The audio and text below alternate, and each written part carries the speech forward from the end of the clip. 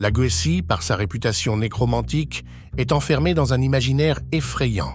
Ce n'est pas sans rappeler l'esthétique des sadhus de l'Inde, méditant dans les charniers et domptant les génies sombres de la main gauche hindoue. Le mythe fondateur, des lignées d'esprit goétique, est la chute de Lucifer. Ce dernier perd le joyau qui ornait son front, une émeraude à 144 faces. C'est dans cette pierre que sera taillé le Graal, allégorie de la pierre philosophale. Les racines de ce récit plongent dans les mémoires celtiques et néolithiques, la tradition de la table ronde, l'alchimie. Ce qui est intéressant à relever, c'est qu'une partie de la tradition druidique actuelle fait correspondre cette chute de Lucifer à la chute de l'Atlantide. Lucifer serait en fait une version de Lugh, et Cernunnos perverti en Satan. Les récits druidiques ésotériques nous parlent aussi de l'épopée de Ram, vers ce qui deviendra le Proche-Orient, mais également de la participation ultérieure des initiés de l'Europe à la construction du temple de Salomon. Traités comme des mécréants, les druides plieront bagages et resteront en mauvais termes avec la future Jérusalem.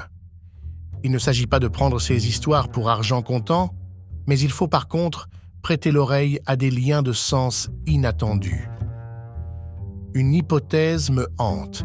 Et si les démons de la Goétie représentaient, plus que les dieux des peuples conquis, les lignées ésotériques de filières ayant collaboré dans un passé lointain?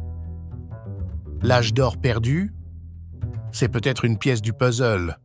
Le magicien Chaot ne proclame aucune vérité, mais il cherche incessamment la sienne de façon transversale aux traditions établies. Tel un flibustier, il prend ce qui lui est nécessaire pour fonder son utopie et ses propres dieux. Le magicien Chaot forge lui-même son Graal, sa coupe, afin d'y effectuer le grand œuvre avec sa propre matière. C'est lui-même qu'il transforme. Cette coupe à 144 faces, 2 x 72, représente l'union des contraires, l'état non-duel, fusionnant les 72 démons et les 72 anges complémentaires, ombre et lumière. De cette coupe, il fera jaillir la double étoile, celle du matin et du soir, tel un double pentagone. Chaque angle du pentagone faisant 72 degrés, le mage Chaot fusionne 2 pentagrammes, pointe en haut et pointe en bas, soit 2 fois 360 degrés, totalisant 720 degrés, chiffre mathématiquement impossible. La dizaine représenterait la capture de la perfection de la fin d'un cycle pour passer à un autre. Un objectif goétique représenté par le chiffre 720. Le magicien Chaot est lucide sur lui-même et traque les démons qui lui sont propres afin d'en faire des alliés. Peu importe si ceux-ci sont réels ou pas, cette question duel n'a pas de sens. Ce qui importe, ce sont les résultats en sa propre quête. Les daimons et dieux du mage sont des constructions qui permettent de conceptualiser l'énergie du chaos et de tenter de canaliser cette énergie brute. Au fil du travail de la transformation du mage Chaot, les schémas cognitifs et comportementaux vont muter, provoquer des modifications de la perception du réel et induire des modifications physiques subtiles, guérison, homéostasie.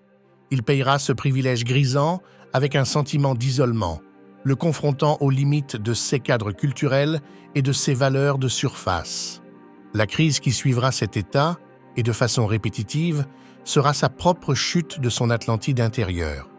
Aucune carte ou schéma mental antérieur ne lui sera utile. Le mage Chaot doit écouter ses propres sensations et intuitions pour construire sa propre carte et traverser la tempête de la peur. Aucune tradition légitime ne lui permet de contrôler cette aventure, il faut chevaucher le tigre et briser toute certitude. C'est à ce stade de démembrement que les structures mythiques peuvent émerger des couches profondes du mental. La fin des croyances rassurantes est toute faite, c'est un gouffre effrayant, mais aussi une formidable libération.